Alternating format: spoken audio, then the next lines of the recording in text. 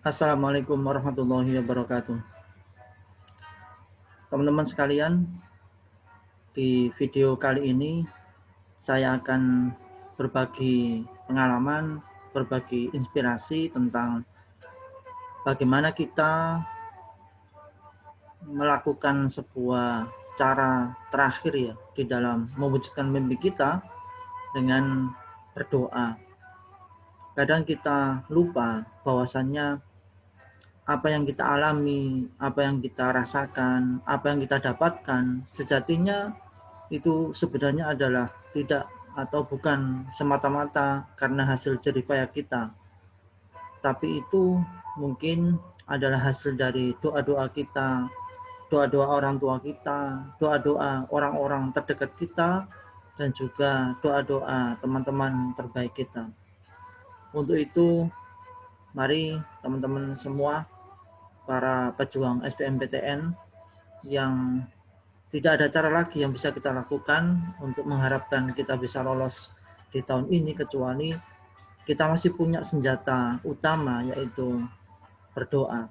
Nah, saya akan bagi beberapa inspirasi tentang bagaimana cara berdoa yang semestinya yang berpeluang besar untuk dikabulkan oleh Allah Subhanahu wa taala.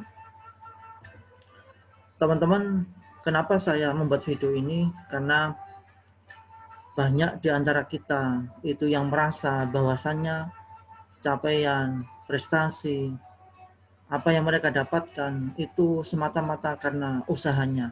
Teman-teman, perhatikan dengan seksama. Di gambar ini, kalau ditanya di manakah kita berada, kita tidak ada apa-apanya kalau dibandingkan dengan alam semesta. Kita mungkin hanya butiran debu di tengah ruang angkasa yang begitu luas.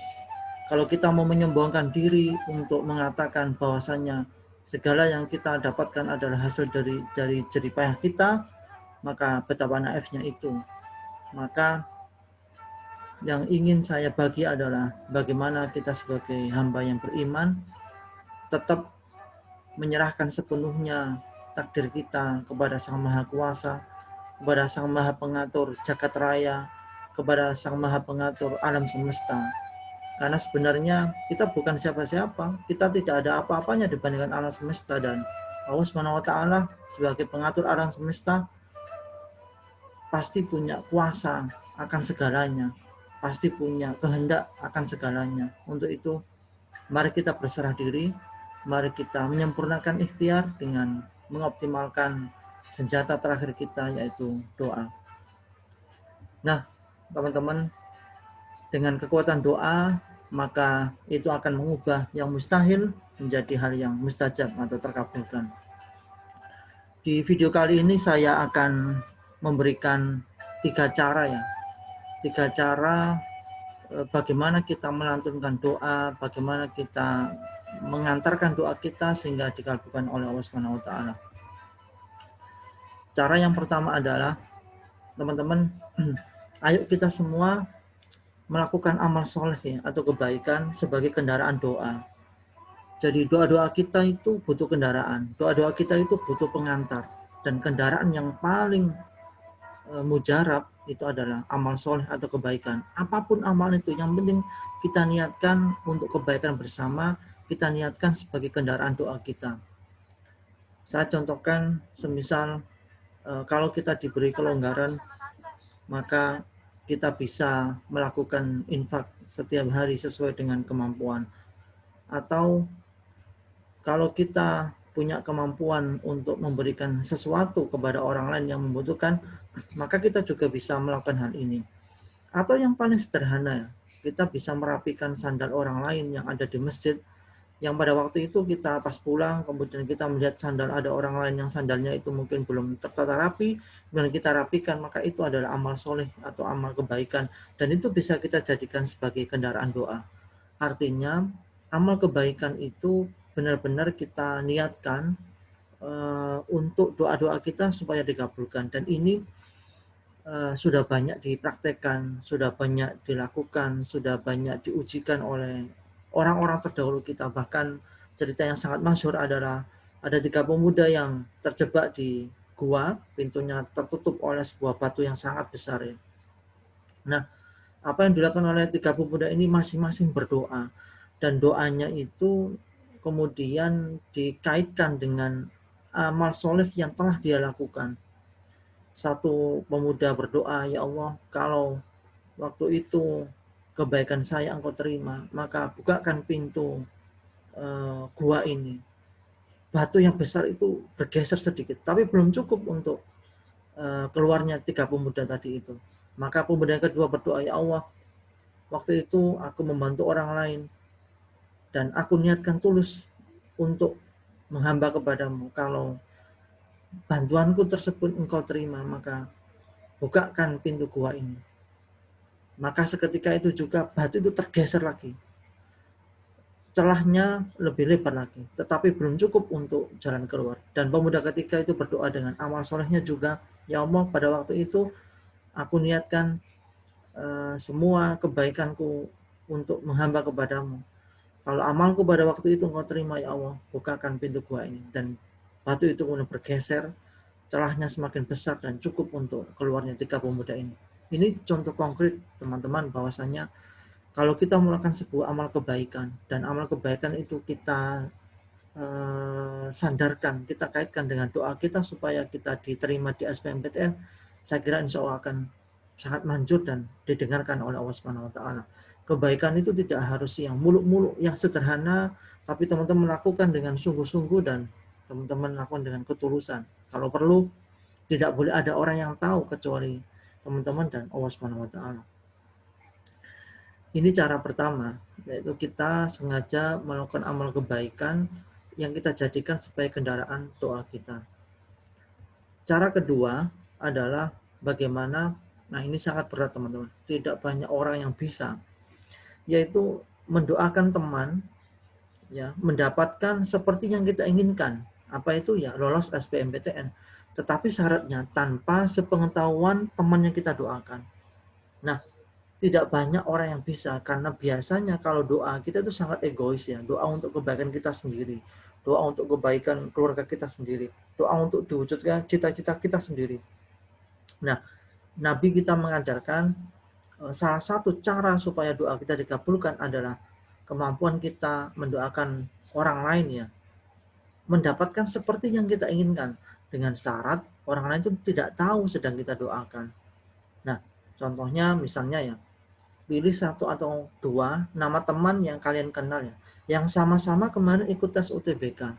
Lalu doakan dia lolos SBMPTN di universitas yang diinginkan. Kenapa ini dianjurkan dan ini diajarkan oleh Nabi kita Muhammad SAW? Karena ada hadis yang diriwayatkan oleh Imam Muslim bahwasanya tidak ada seorang muslim pun yang mendoakan kebaikan bagi saudaranya, sesama muslimnya, tanpa sepengetahuannya, melainkan malaikat akan berkata, dan bagimu juga kebaikan yang sama. Artinya, pada saat teman-teman mendoakan teman yang lain, lolos SBMPTN di universitas yang mereka inginkan, di kampus yang dia impikan, pada saat itu juga, para malaikat itu mendoakan teman-teman lolos di kampus, di jurusan, di universitas yang teman-teman inginkan. Bagaimana dahsyatnya doa para malaikat, makhluk Allah yang tidak pernah bermaksiat, yang selalu bertemu dengan Allah, sangat dekat dengan Allah. Pasti doa malaikat itu lebih terkabulkan daripada doa manusia. Maka ini adalah salah satu kunci bagaimana cara supaya doa kita dikabulkan adalah jangan lupa sebut nama teman-teman yang teman-teman kenal, doakan dia diterima di SBMPTN, di kampus yang mereka impikan, tapi tanpa sepengetahuan teman yang kalian doakan. Maka pada waktu itu para malaikat akan mendoakan teman-teman lolos SBMPTN di kampus yang teman-teman impikan juga. Nah, ini sederhana tapi tidak banyak orang yang bisa melakukan, karena biasanya kalau sudah urusan doa itu kita sangat egois. Nah, Nabi mengajarkan dengan hadisnya ini, pada saat kita berdoa, jangan melupakan teman-teman dekat kita mendapatkan hal yang sama seperti yang kita inginkan. Oke, ini cara kedua. Cara ketiga ini yang paling dahsyat, ini yang paling manjur, ini yang paling, kalau bahasa kita paling legend gitu ya. Nah, apa itu? Sibukkan hari-harimu menunggu pengumuman SBMPTN itu dengan melayani kebutuhan orang tua. Teman-teman, ini barangkali adalah puncak dari bakti kita kepada orang tua, ketika kita bisa menghadirkan diri kita seutuhnya ya, untuk meringankan beban hari-hari orang tua kita. Ada banyak hal yang bisa kita lakukan, teman-teman. Kita mungkin bisa mengambil alih pekerjaan yang biasa dikerjakan oleh orang tua kita. Sudahlah, sambil kita menunggu pengumuman, sambil kita melontarkan doa, maka doa kita itu bisa kita sematkan dengan kita melayani orang tua kita. Sebenarnya tidak akan pernah bisa ya menggantikan apa yang telah dilakukan oleh orang tua kita semasa kita kecil ya. Tapi paling tidak teman-teman sudah berusaha sekuat tenaga untuk hadir melayani orang tua di hari-hari teman-teman menunggu pengumuman SBMPTN. Kenapa itu harus dilakukan? Karena keridhaan Allah itu ada pada ridho orang tua. Pada saat teman-teman itu kemudian melayani orang tua dengan tulus, dan pada saat itu orang tua ridho, maka pada saat itu juga Allah akan ridho akan doanya teman-teman lolos di SBMPTN. Bisa dengan hal yang sederhana, misalnya cuci atau setrikakan baju kedua orang tua kita, atau mungkin buatkan makanan atau minuman kesukaan orang tua. Saya yakin teman-teman paling tahu lah apa kegiatan di rumah masing-masing yang sekiranya biasanya dikerjakan oleh orang tua. Nah, pada hari-hari ini sambil menunggu pengumuman, ambil alih pekerjaan itu. Lakukan pekerjaan itu dan ganti peran orang tua menjadi peran teman-teman di rumah. Saya yakin orang tua akan ridho, orang tua akan senang, orang tua akan bangga. Dan pada saat itu juga keridhaan, kesenangan, kebanggaan orang pada teman-teman akan berimbas dikabulkannya doa teman-teman kepada Allah. Dan tidak ada kebahagiaan tertinggi ketika orang tua itu tersenyum ya, melihat kita hadir, melihat kita berbakti, melihat kita mau melayani orang tua kita. Dan karena tidak banyak anak yang bisa melakukan ini, tetapi saya sarankan ambillah peran ini, lakukan ini, insya Allah doa teman-teman akan dikabulkan oleh Allah Subhanahu Wa Taala. Karena ridho Allah ada pada ridho kedua orang tua. Ketika Allah ridho, ketika orang tua ridho, ketika orang tua senang, maka yakinlah Allah juga akan ridho, akan mengabulkan doa teman-teman semua. Bismillah, amin, Allahumma amin. Semoga 3 cara tadi bisa memberikan inspirasi, bisa memberikan referensi teman-teman sambil menunggu waktu pengumuman. Masih ada satu yang bisa kita lakukan, yaitu berdoa dengan 3 cara tadi. Bismillah, mudah-mudahan berhasil, mudah-mudahan sukses, dan mudah-mudahan ini bermanfaat. Akhirul kalam, sampai ketemu. Wassalamualaikum warahmatullahi wabarakatuh.